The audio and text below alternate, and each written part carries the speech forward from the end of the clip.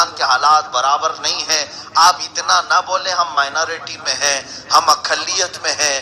ان سب سے کہو ذرا اپنی تاریخ پڑھ کر کے دیکھو، بدر میں ہم مائنورٹی میں ہی تھے، تب بھی سر چڑھ کر بول رہے تھے. احد میں ہماری تعداد کم تھی لیکن روب و دبدبہ کسی اور جماعت پر قائم تھا. اور سب سے زیادہ اگر تاریخ میں کم تعداد میں کوئی جنگ نظر آتی ہے تو وہ کربلا کا میدان ہے. ایک طرف صرف 82 لوگ 82 لوگ ہیں، مقابل میں 22,000 کا لشکر جرار ہے. لیکن 82 لوگوں میں سے ایک جوان بچہ بھی ایسا نہیں جو یہ کہتا ہو کہ حالات خراب ہیں، حکومت اور تخت ان کے پاس ہے، سیاست اور اقتدار یزید کے پاس ہے، مصلحت کا راستہ دیکھ لینا چاہیے، ہمارے بھی بیوی بچے ہیں، بال بچے ہیں، کوئی تیسرا راستہ نکال لینا چاہیے. بلکہ حسین اعظم کے ساتھ ہر جوان یہ پکار کر کہتا تھا ہمارے خون کا آخری قطرہ بھی اسی کربلا کے میدان میں بہے گا. ہم نکلے ہیں تخت و تاج حاصل کرنے کے لیے نہیں، شریعت مصطفیٰ کی حفاظت کے لیے نکلے ہیں. عزیزان گرامی وقار، آج میں ہندوستان کے جوان مسلمانوں سے یہی کہوں گا جس کے سینے میں یہ تمنا ہو کہ مجھے میرے آقا صلی اللہ علیہ وسلم کا دین پیارا ہے، اور وہ یہ نہ سمجھے کہ مجھ ایک سے کیا ہو سکتا ہے، میرے ایک سے کیا ہو سکتا ہے، پیپلسانہ کا ایک گاؤں کیا کر سکتا ہے. تمہیں معلوم نہیں یہ تعداد کا کرشمہ نہیں ہے، اللہ کی طرف سے ہمیشہ حق جماعت کی مدد ہوتی ہے، چاہے وہ تعداد میں اقلیت میں ہی کیوں نہ ہو. اس لیے کہ بدر کا میدان بھی ہمیں یہی بتاتا ہے، کربلا کا میدان بھی ہمیں یہی بتاتا ہے. بدر کے میدان میں کیا ہوا تھا جانتے ہیں آپ؟ 313 نہتے صحابہ تھے جن کے پیروں میں جوتیاں بھی نہیں ہیں، چپل پہننے کے لیے نہیں. اکثر صحابہ کے ہاتھ میں تلواریں نہیں ہیں. کچھ صحابہ تو وہ ہیں جو کھجور کی سوکھی ہوئی لکڑیوں سے لڑنے کے لیے آ گئے تھے. اور سامنے کون لوگ تھے؟ ایک عظیم لشکر جس میں بڑے بڑے سرداران قریش، اور رات میں ان کو یقین ایسا تھا اپنی طاقت پر کہ طبلے بج رہے تھے، ڈھول بجائے جا رہے تھے، رقاصاؤں سے گیت سنائے جا رہے تھے. پورا میدان بدر ان کے ڈھولوں کی آواز سے، شور سے بھرا ہوا تھا. کفار یہ سمجھ رہے تھے کہ کل ہماری فتح ہے. 1000 سے زیادہ کی تعداد، کئی اونٹ تو وہ ذبح کر کے کھانے کے لیے پکائے ہوئے تھے، ہانڈیاں چڑھی ہوئی تھی، سارا نشہ ان کے پاس تھا. اور رسول پاک صلی اللہ علیہ وسلم کے ساتھ جو صحابہ ہیں ان میں سے صحابہ کی حالت ایسی ہے، ایک کھجور کسی کے پاس ہے تو 4 لوگ ایک کھجور کو چوس کر اپنا پیٹ بھر رہے ہیں. اس کے باوجود توکل اور یقین کی طاقت یہ ہے. میرے مصطفیٰ نے صرف لکڑی کا اشارہ کر کے بتایا کہ گھبرانا نہیں، یہاں فلاں سردار قریش گر کے مرے گا، یہاں ابو جہل گر کے مرے گا. میرے آقا کی صرف بشارتیں تھی، حضور نے صرف فرما دیا تھا اور صحابہ کا یقین ایسا تھا. فرماتے ہیں بدر کی رات ہم اتنے آرام سے سوئے جتنا مدینے میں کبھی راتوں میں ہم سویا نہیں کرتے تھے. جنگ کے میدان میں سامنے لشکر جرار اپنی فتح کے طبلے بجا رہا ہے، طاقت کے نشے میں دھن ہے، لیکن صحابہ کا یقین بتا رہا ہے اللہ کی مدد ہمارے ساتھ آنے والی ہے، فتح و نصرت رسول پاک کے دیوانوں کو ملنے والی ہے. اب میں ذرا بات یہ بتانا چاہتا ہوں اے میرے مسلمان بھائیوں، تاریخ نے کیا بتایا؟ تاریخ نے کیا بتایا؟ بدر کا میدان بھی ہوا، ان نہتے صحابہ کے لیے اللہ نے 5000 فرشتوں کو اتارا، میدان بدر میں اتارا، فتح مبین سے ہمکنار ہوئے. مجھے بتاؤ وہ تاریخ کے جھروکوں میں کہاں کھو گئے جو سرداران قریش تھے، بڑے بڑے پہلوان تھے، ان کے پاس طاقت، تخت، نشہ، دولت سب کچھ تھا، سب کھو گئے. تاریخ کے دھاروں میں ان کو تلاش کرو گے تو نشان تک نہ ملیں گے. لیکن میرے آقا کے ان دیوانوں کے تذکرے آج بھی ہمارے مجموع میں ملتے ہیں. بدر کے شہداء آج بھی ہمارے درمیان زندہ ہیں. یہی تاریخ نے کربلا کے میدان میں بھی بتایا 82 لوگوں میں سے اکثر اگرچہ شہید ہو گئے، کٹ گئے، ہاتھ پیر ان کے الگ ہو گئے، گردنیں جدا ہو گئی، بظاہر تخت کے نشے میں چور یزید نے یہ سمجھا ہوگا میں نے ایک حق بولنے والی زبان کو بند کر دیا ہے، حسین کو ختم کر دیا ہے، اب میرے خلاف کوئی بات آنے والی نہیں ہے، ہمیشہ کا تخت میرا ہے، ہمیشہ کی سیاست اور اقتدار میری ہے۔ لیکن ہوا کیا، صرف 2.5 سال کے بعد اس کا جسم سڑا، بدبودار ہوا اور ایسے بستر پر مرا جہاں اس کے سرانے شراب کا کوزہ بھرا ہوا تھا، ناچنے والی گاتے رہی اور وہ مر کر ختم ہوا۔ اب میں بتاتا ہوں میرے عزیزو، تاریخ کے یہ دونوں معرکوں کو ذہن میں رکھنا، اور کبھی اللہ نے اگر توفیق دی تو ملک شام بھی چلے جانا اور عراق بھی چلے جانا، یہ انبیاء اور اولیاء کی سرزمین ہے۔ ملک شام، دمشق، وہ تخت خلافت کی تاریخ وہاں پر موجود ہے جہاں یزید نے اپنی طاقت کا تخت بچھایا تھا اور ظلم کی ایک تاریخ لکھی تھی۔ اور عراق میں اسی لیے کہہ رہا ہوں، عراق کی دھرتی پر وہ کربلا کے ریگزار کا میدان آج بھی موجود ہے، دونوں جگہ جا کر کے دیکھ لینا۔ یہ فقیر گیا ہے، میں خود حاضری دیا ہوں، دمشق پہنچے تھے، بہت بڑے بڑے اولیاء کاملین کی زیارتیں کی، صحابہ تابعین کی زیارتیں کی۔ کسی صاحب نے ہمیں یہ بتایا کہ یزید کا وہ بازار بھی اسی دمشق میں ہے، اس کا محل، اس کا تاج و تخت یہیں پر ہوا کرتا تھا۔ ہم نے پوچھا کہ آخر وہ دفن کہاں ہوا، اس کے چاہنے والے بھی تو ہوں گے۔ لوگوں نے بتایا مزبلہ ایک جگہ ہے دمشق میں۔ ہم نے پوچھا وہ جگہ کہاں ہے، لوگوں نے بتایا دمشق کا سارا کوڑا کرکٹ جہاں پھینکا جاتا ہے، کہا جاتا ہے کہ وہاں اس کی قبر ہے جہاں کتے بھی پیشاب کرتے ہیں، غلاظت بھی وہیں جا کر کے دفن ہوتی ہے، ساری غلاظتیں ناک پکڑ کر کے بھی کوئی کھڑا نہ ہو سکے، ایسی جگہ لوگوں نے بتایا کہ یہاں یزید ختم ہو چکا، یہاں اسے دفن کیا گیا تھا۔ ہم زیارت کی غرض سے نہیں گئے، عبرت کو دیکھنا تھا۔ عزیزان گرامی، پھر ہم نے تاریخ کے دھروکوں کو پلٹا، عراق کی سرزمین پر بھی آئے، کربلا بھی ہم گئے اور پوچھا وہ میدان کہاں ہے جہاں آل رسول کا خون بہایا گیا تھا، جہاں ان کے جسموں کے اوپر گھوڑے دوڑائے گئے تھے، ان کے ٹکڑوں کو تبدیل کر دیا گیا تھا۔ لیکن دیکھا میرے عزیزو، پورے کربلا میں وہ کوئی میدان نظر نہیں آتا ہے، کوئی میدان نہیں، بلکہ اسی میدان میں عالی شان رعب و دبدبہ قائم کیے ہوئے روضہ حسین نظر آتا ہے، اور اس روضہ حسین پر سنہری بلکہ سونے میں قلعی کیا ہوا وہ چمکتا ہوا گنبد جو ہزاروں کی آنکھوں کو خیرہ کرتا ہے، اور اس پر سرخ پرچم لہراتا ہوا آج بھی دنیا کو یہ بتا رہا ہے یزید 2.5 سال سے زیادہ تخت سنبھال نہ سکا، 14 صدیاں گزر گئی، اب تک جھنڈا حسین کا ہی لہرا رہا ہے۔ سبحان اللہ، سبحان اللہ۔ اس سے پتہ یہ چلتا ہے آج کی تاریخ میں بھی میں بڑی ذمہ داری کے ساتھ کہوں گا، یزید کی طرح ظلم کے ساتھ تخت اگر سجایا گیا، چاہے وہ دمشق میں ہو، چاہے وہ دلی میں ہو، چاہے لکھنؤ میں ہو، ختم تو ہونا ہی ہے، ختم تو ہونا ہی ہے، اس لیے کہ حسین کو آنا ہی ہے۔ کیا بات، کیا بات، کیا بات، سبحان اللہ، سبحان اللہ، یا علی، یا علی، سبحان اللہ، زندہ باد، زندہ باد، زندہ باد، زندہ باد۔ آپ اس بات کو یقین کے ساتھ لے کر چلیں، ظلم کی داستان زیادہ دن تک نہیں چلتی، تخت جو ظلم کے ساتھ قائم کیا جاتا ہے، یہ اگرچہ آج سوچ رہے ہوں گے کہ کچھ داڑھی والوں کی داڑھی کاٹ کر کے اسلام کو ختم کر دیں، کچھ ٹوپیاں اڑا کر کے سمجھ لیں کہ ہم مسلمانوں کا خاتمہ کر دیں،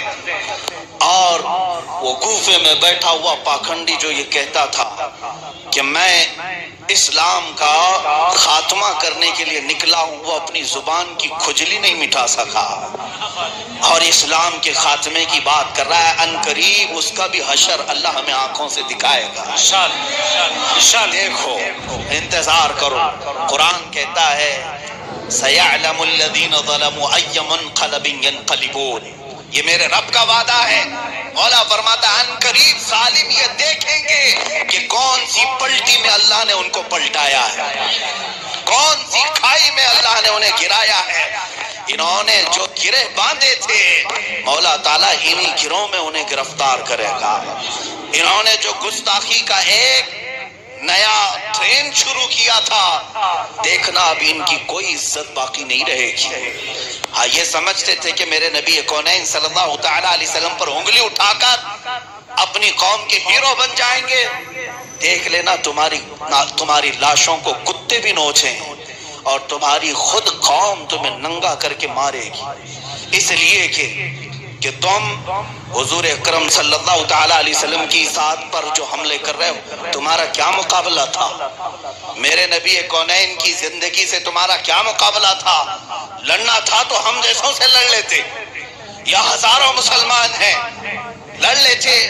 ارے اتنی موب لنچنگ ہو رہی ہے، ہم دیکھ رہے ہیں، ہم میں سے کون اٹھتا؟ ہم کہاں دفاع کے لیے آ رہے ہیں؟ میں ان سے کہتا ہوں یہ چند داڑیاں اگر تم کاٹ لو، چند ٹوپیاں اگر تم اڑا لو تو کیا سمجھتے ہو کہ اسلام کا خاتمہ ہوگا؟ ظالمو، اسلام کسی محلے اور کسی گلی سے نکلے ہوئے دین کا نام نہیں ہے۔ اسلام اس درخت کا نام ہے جس کی جڑیں تحت الثری میں ہیں، جس کی شاخیں اوج ثریا پر ہیں۔ کیا بات ہے، کیا بات، بے شک، سبحان۔ تم اس درخت کو ہلانے کی بات کرتے ہو، اس کے پتے بھی نہیں توڑ سکو گے، اس کے پتے بھی نہیں توڑ سکو گے۔ تم پوری طاقت جمع کر لو، سارے پاکھنڈی جمع ہو جاؤ اور اسلام کے خاتمے کے لیے آؤ۔ چیلنج ہے کہ کوشش کر کے دیکھ لو۔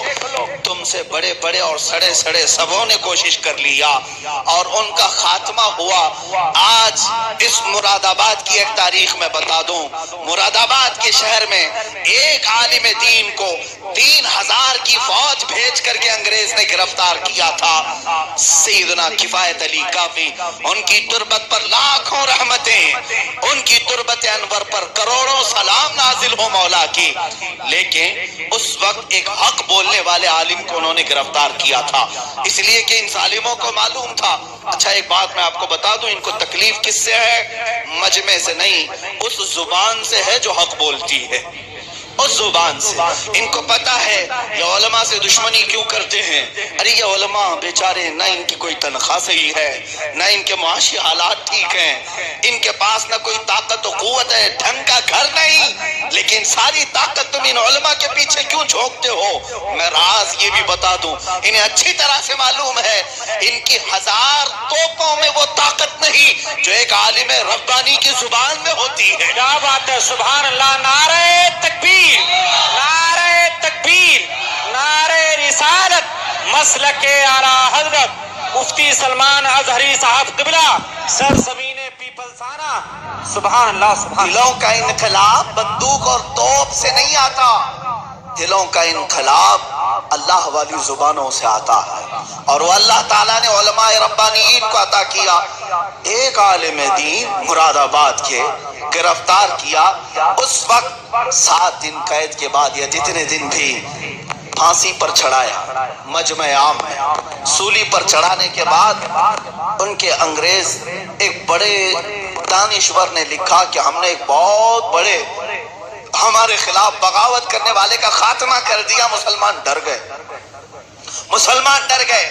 موب لنچنگ کر کے اس کی ویڈیو کیوں پھیلائی جاتی ہے؟ یہ آج کی تاریخ نہیں، یہ موب لنچنگ تو کوفہ میں بھی ہوئی تھی۔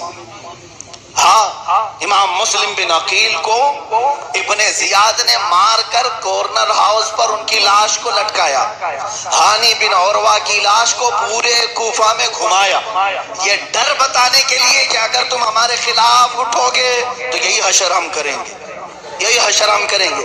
میرے عزیزوں، نہ امام مسلم بن عقیل کے قتل سے اسلام ختم ہوا، نہ حسین ابن علی کے سر جدا ہونے سے اسلام ختم ہوا، بلکہ اسلام کی فطرت میں قدرت نے وہ لچک دی ہے، جتنا ہی دباؤ گے اتنا ہی وہ ابھرے گا۔ اس عالم ربانی کو پھانسی پر چڑھا کر انگریز نے یہ سوچا تھا کہ اب خاتمہ ہو گیا، اب یہ جو عشق رسالت کی بولی بول کر کے لوگوں کے دلوں کو گرماتا تھا، مسلمانوں کو اکٹھا کرتا تھا، یہ جمع کرتا تھا، وہ کفایت علی کافی ختم ہو گیا۔ انگریز ابھی اسی دھن میں ناچ رہے ہوں گے، مگر خدا قدیر و جبار کا قانون تو دیکھیں، ایک کفایت علی کافی گیا تو پڑوس کے شہر बरेली में इमाम अहमद रजा को पैदा किया, सुभान अल्लाह सुभान अल्लाह सुभान अल्लाह। और ऐसे आशिक रसूल को पैदा किया कि जिसने लाखों दिलों को फिर से इश्क रिसालत से भर दिया। क्या बात क्या बात। जो मुरझाए हुए दिल थे फिर से ताजा किया। तुम ये समझते हो कि किसी आशिक रसूल का खात्मा करके या किसी दीन मुस्तफा के हक बोलने वाले आलिम रब्बानी का कत्ल करके इस्लाम का खात्मा करोगे? मुमकिन नहीं, मुमकिन नहीं। अल्लाह ताला हुसैन के वारिसों को हर जमाने में पैदा करेगा, हर जमाने में पैदा करेगा। और हमें नहीं चाहिए तुम्हारी कोई ताकत, हमें नहीं चाहिए तुम्हारी कोई कुर्सी, हमें नहीं चाहिए तुम्हारी कोई सियासत। हम इसलिए नहीं बोल रहे हैं कि हम तुम्हारी सियासत के भूखे हैं। तुम्हारी सियासत, तुम्हारी ताकत तुम्हें मुबारक हो। हमारे पास जो हुकूमत है अल्हम्दुलिल्लाह वो साबित कर दिखाती है। आओ, असल हुकूमत तो अजमेर से हमें नजर आती है, 800 सालों से आज तक चल रही है। न कभी कोई इलेक्शन आया, न कभी कोई सिलेक्शन आया। 800 साल से वो गरीब नवाज की कुर्सी जो इक्तिदार पर कायम है, आज तक करोड़ों मुसलमानों के दिलों पर वैसे ही कायम है। मेरे अजीजों, ये इक्तिदार की कुर्सी नहीं है जो इलेक्शन से हासिल की जाती है, ये अल्लाह की तरफ से अता की हुई कुर्सियां हैं जो क़यामत तक कायम रहती है। मुसलमानों, आप सबका मैं जिंदगी का तुर्रे इम्तियाज बताऊं, हम कहां बहक गए, हम कहां भटक गए। अल्लाह ने तुम्हें बहुत इज्जतों से नवाजा है, बहुत इज्जतों से नवाजा है। जिस कौम के पास रसूल पाक सल्लल्लाहु तआला अलैहि वसल्लम जैसे कदावर, हुजूर जैसे कदावर हमारे लिए आइडियल मौजूद हो, उस कौम को जरा बराबर भी पसमानदगी की तरफ जाना ही नहीं चाहिए, ना ही किसी की तरफ देखने की जरूरत है। रसूल पाक सल्लल्लाहु तआला अलैहि वसल्लम वो नबी है जिनकी उम्मत में पैदा होने के लिए पिछले अंबिया दुआ करते थे, पिछले जमाने के नबी दुआ करते थे। ऐ मुसलमानों, क्या तुम अपनी जिंदगी पर रश्क नहीं करते? मैंने कभी मांगा नहीं था, मौला ने बिन मांगे मुझे इस उम्मत में पैदा किया है, इस रसूल की उम्मत में मुझे बनाया है। जरा अपनी हैसियत को तो पहचानो, जरा अपने वैल्यू को देखो। क्या तुम्हारी हैसियत को कुरान ने ये कहकर नहीं बताया, कुंतुम खैरा उम्मतिन उखरिजत लिन्नास, तुम सबसे बेहतरीन उम्मत हो लोगों में। किस बात के लिए? अल्लाह फरमाता है तअमुरून बिल मारूफ व तनहौन अनिल मुनकर, तुम अच्छाइयों का हुक्म देते हो, बुराइयों से रोकते हो। अल्लाह ने कुरान में कहा हुवा सम्माकुमुल मुस्लिमीन, वो अल्लाह है जिसने तुम्हारा नाम मुसलमान रखा। अब अंदाजा करो हमारे लिए फख्र की कितनी बातें। हमारे नबी वो हैं जिनकी उम्मत में आने के लिए अंबिया दुआ करें। हम उस उम्मत में हैं जिसका लक़ब अल्लाह ने खैर उम्मत कहा।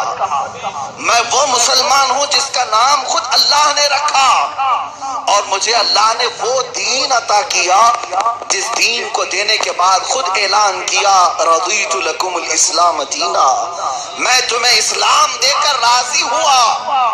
अल्लाह जिस दीन से राजी, सब कुछ तुम्हारे पास। अब बात मैं जो कहने जा रहा हूं तवज्जो से सुनो, तवज्जो इस बात के लिए कि जिस कौम के पास इतनी सारे फख्र की चीजें हैं, और दो चंद चीजें मैं गिनाऊं, मुझे जवाब दो। ऐ पीपलसाना के सुन्नी गयूर नौजवानों, रसूल पाक सल्लल्लाहु तआला अलैहि वसल्लम किसके दरमियान मबूस हुए? हमारे दरमियान। सिद्दीक अकबर किस जमात में है? हमारे ही जमात में। फारूक आजम हमारे हैं, उस्मान इब्ने अफ़्फ़ान हमारे हैं, हैदर कर्रार हमारे हैं। पूरी दुनिया इनकी मिसालें आज तक ला ना सकी। वो तारीख के अजीम कद्दावर शख्सियतें तुम्हारे पास। हुसैन इब्ने अली किसके पास है? तुम्हारे पास है।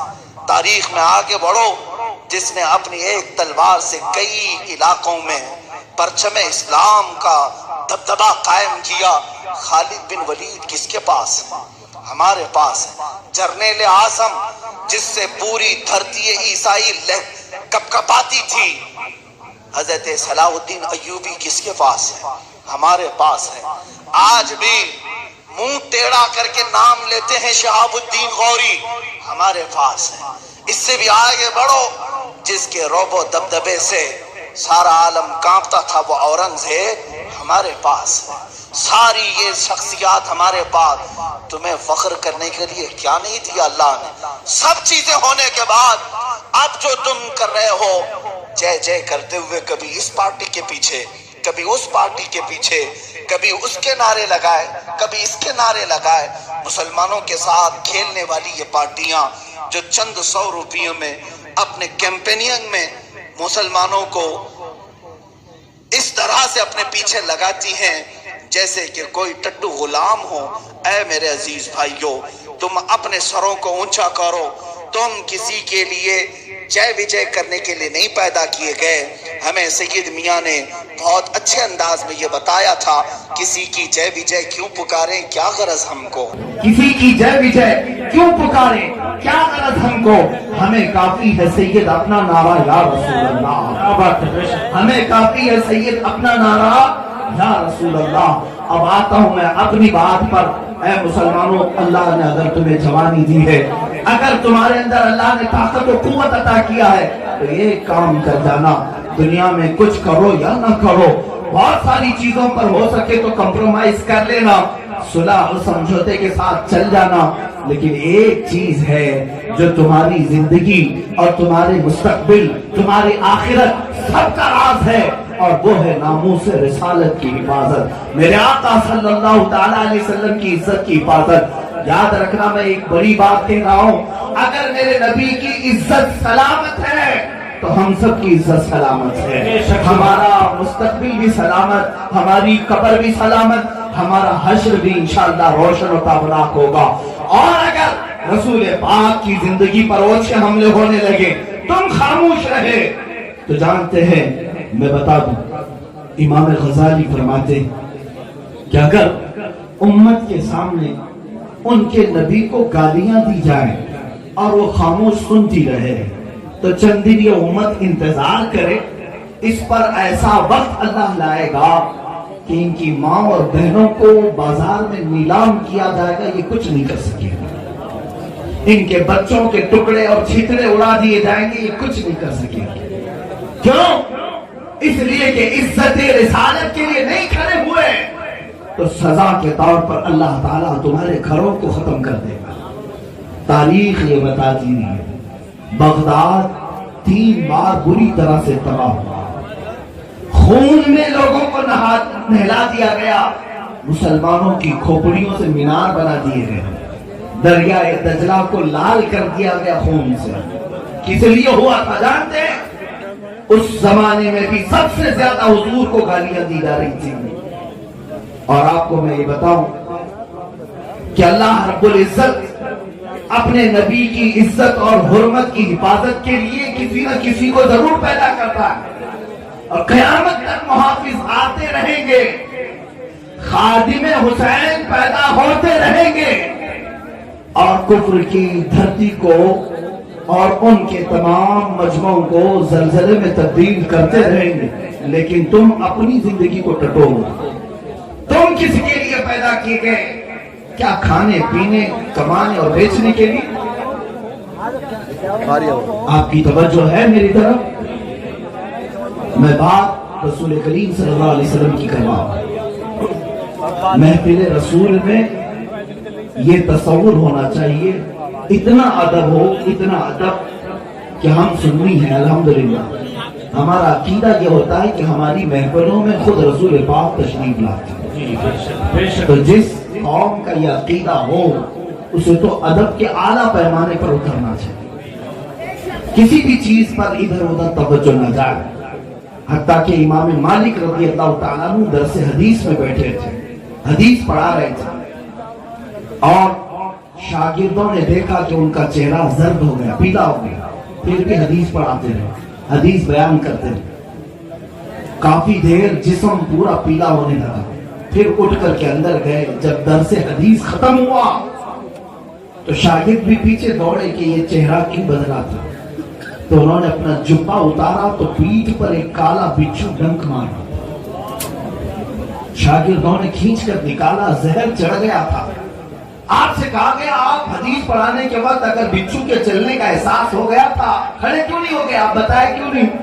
امام مالک فرماتے ہیں اس لیے نہیں اٹھا کہ میں رسول پاک کی حدیث بیان کر رہا تھا، میں گوارا نہیں کرتا کہ حضور کی حدیث بیان کر رہا ہوں اور مجمع سے میں ادھر ادھر دیکھوں تاکہ کہیں میں حضور کی حدیث کے بے ادبوں میں اٹھایا نہ جاؤں۔ میرے عزیزوں، یہاں پر یہ محفلوں کا ادب برقرار رکھیں۔ اسی لیے میرا مزاج علماء سے میں گزارش یہ کروں گا، اکثر ہم میرے اپنے پروگرام میں مسجد میں کیا کرتا ہوں، مسجد میں ادب رکھا جاتا ہے۔ بہرحال بات بیچ میں آئی، میں نے عرض کر دیا رسول پاک صلی اللہ تعالیٰ علیہ وسلم کی عزت کی حفاظت کی خاطر اگر تم نہیں کھڑے ہوئے تو امام غزالی نے جو فرمایا وہ حالات آنے کو ہیں۔ بغداد میں جو ہوا وہ بھی تاریخ دیکھ لینا، اسپین میں جو ہوا وہ بھی تاریخ دیکھ لینا۔ اسپین وہ ایسا ملک جس کو اندلس کہا جاتا ہے، 700 سال تک ہماری حکومت تھی، 700 سال تک۔ آج بھی مسجد قرطبہ دنیا کی سب سے بڑی مسجدوں میں شمار ہوتی ہے، پکنک پوائنٹ بنی ہوئی ہے۔ اسپین میں تقریباً 500 مسجدوں کو چرچ بنایا گیا ہے۔ وجہ کیا تھی؟ اخیر زمانہ مسلمانوں کا ایسا آیا تھا کہ جس میں وہ حضور پاک کی عزت پر ہونے والے حملوں پر کان بھی نہیں دھرتے تھے، کہتے تھے یہ ہوتا رہتا ہے، چھوڑو ان کے منہ نہ لگو۔ جیسے آج کوئی کتا بھونک رہا ہے میرے نبی کی عزت پر تو بہت سارے لوگ یہ کہتے ہیں وہ پاگل ہو گئے، چھوڑو اس کو کیا منہ لگے۔ نہیں میرے عزیزو، یہ ہمارے ایمان کا امتحان ہوتا ہے، ایمان کا امتحان ہوتا ہے۔ میرا عقیدہ یہ ہے کہ پاگل بھی اگر بھونکے حضور پر تو ہماری ذمہ داری ہے کہ اس کا منہ بند کریں، اگرچہ اس کی عقل نہیں ہے، اگرچہ وہ مجنون ہے، دیوانہ ہے، اس کے باوجود بھی اگر میرے نبی کونین صلی اللہ علیہ وسلم کے بارے میں کچھ کہے تو شریعت کا حکم یہ ہے کہ اس کی زبان پر روک لگاؤ اور کھینچو پھر۔ آپ کو میں یہ بتاؤں، آج یہ نازک مسئلے کی طرف میں کیوں لے آنا چاہتا ہوں کہ جس کو اقبال نے کہا تھا نہ سنبھلو گے تو مٹ جاؤ گے اے ہندی مسلمان، تمہاری داستان تک نہ رہے گی داستانوں میں۔ یہ کس لیے کہا تھا کہ آج اگر تم بیدار نہیں ہوئے، اب وہ ریزرویشن مانگنا چھوڑ دو۔ ان ظالموں کے پاس جو ہمارے خون کے پیاسے ہیں، کپڑا لتا گاڑی بنگلہ روٹی کھانا یہ مانگنا، راشن مانگنا چھوڑ دو۔ اب اگر کوئی مطالبہ ہو تو صرف یہ کہ میرے نبی کی عزت پر کوئی انگلی نہ اٹھائے، اس لیے کہ مجھے معلوم ہے، میں آپ کو بتاؤں، لوگ دھرنے پر نکلتے ہیں، پردرشن کرتے ہیں، آندولن کرتے ہیں، بعض مقامات پر اس لیے کر رہے ہوتے ہیں کہ ہمیں ریزرویشن دے دیا جائے۔ میں اپنی قوم کی بات کر رہا ہوں، دوسروں کے لیے نہیں۔ میں آپ سب کا حال بتا دوں، بعض لوگ اس لیے نکلتے ہیں کہ راشن پانی ان کا ختم ہو گیا، حکومت کی طرف سے کوئی سویدھا نہیں ہے۔ بعض لوگ اس لیے بھی پردرشن کرتے ہیں کہ ہمارے حالات بڑے خراب ہیں، ایجوکیشن کی کمی ہے، روڈ پکے نہیں ہیں، فلاں چیزیں خراب ہیں، یہی سب مادیات کے متعلق مطالبے کرتے رہتے ہیں۔ سب کا خاتمہ ہو جائے گا، سب صحیح ہو جائے گا، ایک مطالبہ کرو، صرف حضور پاک کی عزت سلامت رہے، کیونکہ ہمیں معلوم ہے جو کچھ بھی دنیا میں ہمیں ملے گا صرف اسی رسول کے صدقے میں ملے گا۔ ہمیں بریلی کے تاجدار نے بہت پہلے بتایا تھا کہ تم کیا سمجھتے ہو کہ دنیا سے ساری چیزیں تم حاصل کر لو گے اس نبی کو چھوڑ کر؟ ایسا نہیں ہے، رب کا یہ قانون ہے، جو کچھ بھی بنایا ہے اس نے وہ اپنے نبی کے لیے بنایا ہے، اور اگر تم نبی کی بات کرو گے تو جو کچھ نبی کے لیے بنایا سب میں تمہیں حاکم بنایا ہے۔ کہا تھا بریلی کے تاجدار نے زمین و زمان تمہارے لیے، مکین و مکان تمہارے لیے، چنین و چنا تمہارے لیے، بنے دو جہاں تمہارے لیے، دہن میں زبان تمہارے لیے، بدن میں ہے جان تمہارے لیے، ہم آئے یہاں تمہارے لیے، یا رسول اللہ اٹھے بھی وہاں تمہارے۔ بے شک سبحان اللہ۔ آج سمجھ جاؤ مسلمانوں، ہماری زندگی رسول پاک کی وفا کے لیے دی گئی، ہماری زندگی حضور صلی اللہ تعالیٰ علیہ وسلم کے ساتھ وفا کرنے کے لیے دی گئی ہے۔ میں آپ کو ایک ایسا اپنے دلوں کو ہلا دینے والا واقعہ عرض کروں۔ جنگ احد میں مسلمان 70 کی تعداد میں شہید ہو گئے تھے. رسول کریم صلی اللہ تعالی علیہ وسلم کے دندان مبارک شہید کر دیے گئے تھے. یہ احد کا میدان امتحان کا میدان تھا صحابہ کے لیے، سخت ترین معاملات تھے. اس دن کیا ہوا جانتے ہیں؟ میں آپ کو بتاؤں. ایک صحابی ایسے ہیں جن کو خود حضور نے ڈھونڈنے کے لیے بھیجا. شام کا وقت تھا، اللہ کے نبی صلی اللہ علیہ وسلم نے 2 صحابہ کو بلایا، کہا دیکھو سعد ابن ربی زندہ ہے کہ انتقال کر گیا؟ سعد ابن ربی یہ زندہ ہے یا انتقال کر گیا؟ ڈھونڈ کے آؤ.